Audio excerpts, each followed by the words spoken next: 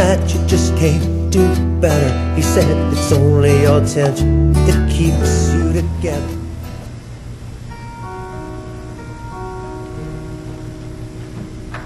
Consider this, consider this, the end of a century. Consider this, the slip that brought me to my knees, babe. What if all of these fantasies come flaming around? Oh, now I've said too much.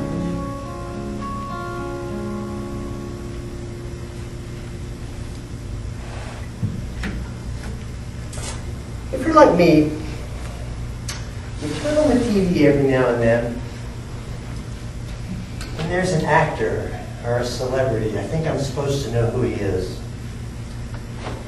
And he's sitting in rather dire conditions, I guess, on a dirty street, muddy street.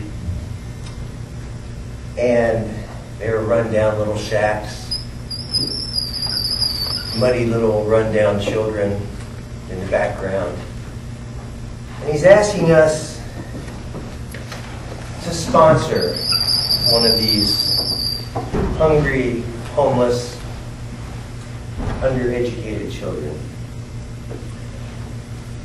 And I wonder sometimes why we don't turn on the local channel and see a local celebrity, Dave Matthews or John Grisham, sitting on a plastic white bucket underneath the Belmont Bridge in Charlottesville with some Charlottesville homeless people in the background, asking us to sponsor a local homeless fellow being. I mean, think about it. We would save on those clumsy printed photographs that are archaic. We would have to send those back and forth. We wouldn't need tedious handwritten letters. Nobody would have to do crayon drawings to let somebody else into their world. None of that. We could meet and greet. We could have, say, a quarterly meet and greet with our sponsored local homeless fellow being.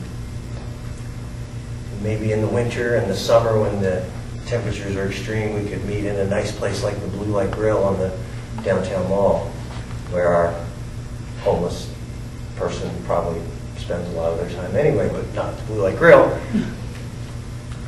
And in the spring and fall, when the temperatures are a little more mild, we could meet, say, under the Belmont Bridge, or another favorite homeless hangout here in Charlottesville, and we could get a taste of their world, a small taste, perhaps plucked from a nearby trash can or something. The possibilities are endless. I mean, imagine sleepovers, right? They could come sleep over, we could go sleep over. Right. So, the reason that we don't see these commercials, one reason that we don't see these commercials, is because we have this odd idea in our culture, this bizarre idea in our culture, that the idea of thinking global and acting local means to turn on television and get one of those commercials, or to watch the news and to hear about poor others, poor them, over there, and that they're going through. And couldn't you act locally and grab your checkbook out of the desk there and send a check to somewhere across the globe, to a company who will go further across the globe, and that would be your local action, and you'd be thinking globally. And we have this backward sort of bizarre idea. And I'm aware of this from my work with local musicians, trying to get them to come and share their music, make music more accessible in what I call community venues. And I've noticed in the last 10 or 12 years that there's a real tendency to have time to play at a benefit for, say, Hurricane Katrina victims. It's very trendy to be on the bill to do a benefit for Hurricane Katrina victims half a country away, or tsunami victims or Darfur refugees half a world away. Very trendy. But we don't have time. It's not cool. It's not trendy. And I don't think we think it's effective to go play for those old people at that senior home or those disabled people. But what if Think Global, Act Local worked like this? What if it was here and now? What if we turned off the TV and we didn't pick up the newspaper and we didn't let anybody tell us what our world consisted of and anybody else's condition? Take this room, just in this room right now. Is anybody here like dark full or hungry? Like, is anybody not eaten in a while and doesn't know where the next meal's coming from? I'm safe to assume no.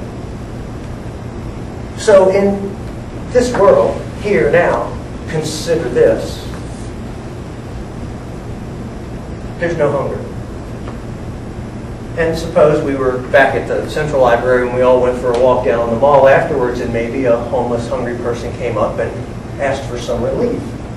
Well, amongst us, I'm sure we could quickly come up with the means to, just like that, end hunger right here, right now in our world. Just provide relief to that person. We could do it. And this is important to me because I think that it's a legitimate balance for the traditional. I'm not trying to take anything away from looking out into the larger world and seeing those organizations that go out and make a difference in the larger world. I'm not trying to take anything away from that, but I think it is important to remember that there's another way to look at it, that maybe it really means think global, act neighborly. Thank you very much.